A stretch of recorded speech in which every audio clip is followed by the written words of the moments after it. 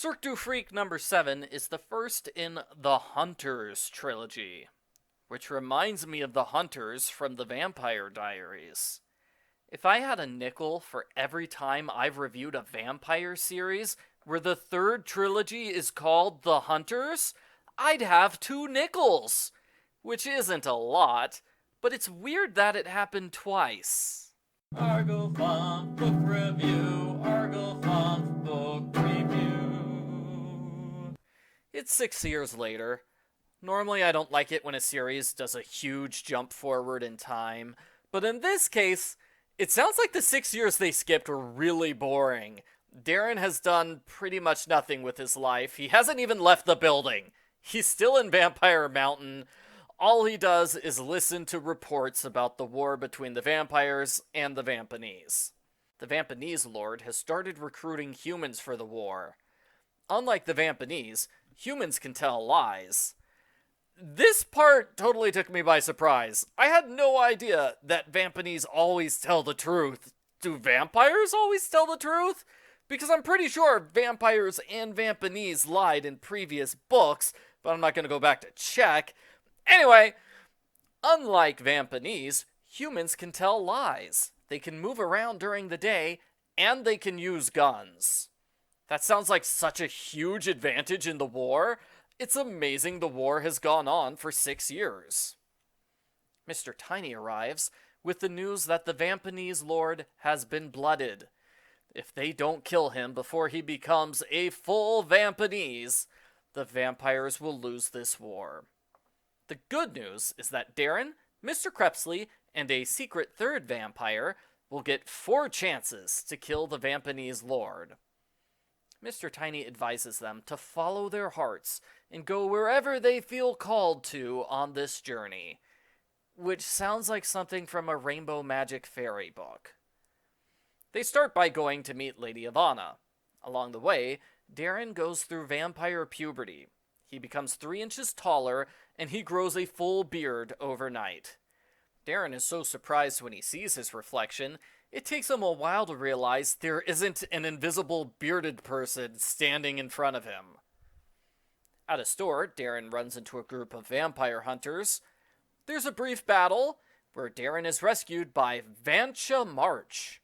Vancha is a vampire prince. He's the 3rd member of their party. Vancha acts like a feral wolf.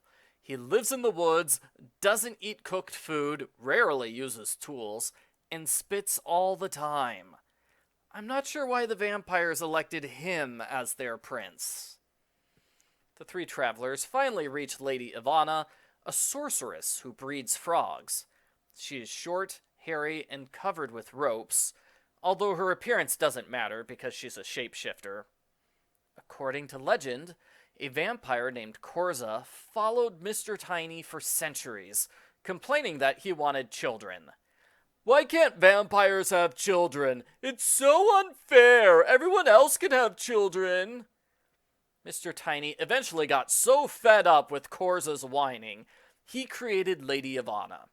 She's the only person who can have children with vampires. It took her 400 years to think of a name for herself, so it will probably be another 1,000 before she decides whether or not she wants to have kids. Lady Evanna confirms they only have 4 chances to kill the Vampeneze Lord. If they fail, only one of them will survive. Darren is the narrator, so I'm guessing he's the one out of the 3 who will live.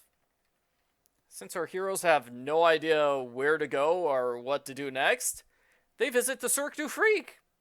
It takes them 3 weeks to get there because they walk the entire way on foot. As Darren points out, things would go a lot faster in this series if vampires learned how to drive cars. It's nice to see the Cirque Du Freak again. It's been, 5 books? Evra's now grown up with 3 children. Madame Tresca still has Darren's old pirate costume. Darren overhears Lady Evanna and Mr. Tall having an odd conversation. Darren secretly follows Lady Evanna into the woods. She meets with a group of 8 Vampeneze. Darren gets the other 2 vampires in Harkat molds. They have an exciting battle against the Vampeneze. Darren does quite badly. His thumb is cut off, and he lets a Vampeneze escape with a robed servant. Vancha gives chase, but he stops short when he realizes that Vampeneze is his brother, Ganon Harst. Darren's thumb is reattached, and Evanna reveals that the robed servant who escaped is actually the Vampeneze Lord in disguise. They just lost one of their 4 chances to defeat him. It seems kind of unfair that this counts as an official meeting with the Vampeneze Lord, when he didn't say anything, and they had no idea he was there. After that, everyone leaves. Evanna goes back home, Vancha goes to Vampire Mountain. Darren and Mr. Crepsley walk away with no particular destination in mind. Kind of an underwhelming ending. The end. Post-book follow-up. Like the other books in the series, this book was pretty exciting to read the first time through. When I reread it, I realized not a whole lot happens. It's mostly meeting Lady Evanna and Prince Vancha with a brief battle at the end. That's it. It's mostly just introducing 2 characters. The book spends a great deal of time setting up for the rest of the trilogy. For example, Harkat Molds has regular nightmares about dragons, which somehow relates to his past life. Evanna has a long-lost brother who's mentioned several times. I bet we'll meet him at some point. The city from Book 3 is now a Vampeneze stronghold. I bet we'll be going there at some point. Like, I can only assume these things will be important later on. That's why they got so much attention. Even though Darren has been a vampire prince for 6 years, it feels like he knows very little about vampires. No one told him about vampire puberty or Lady Evanna. He's never met Prince Vancha before, meaning half of the top vampire leaders don't know each other. All I can say is that Mr. Crepsley has done a terrible job of teaching Darren about vampire society. Overall, I enjoyed the book. I'm looking forward to reading the trilogy. I don't think this book works as a standalone novel. It's definitely the introduction to a trilogy instead of being its own story. It's similar to book number 4 in that respect. Both those books are mostly a long camping journey accompanied by meeting new characters.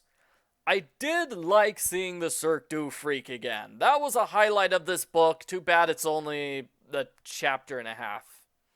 I give Cirque Du Freak number 7, Hunters of the Dusk, 6 out of 10.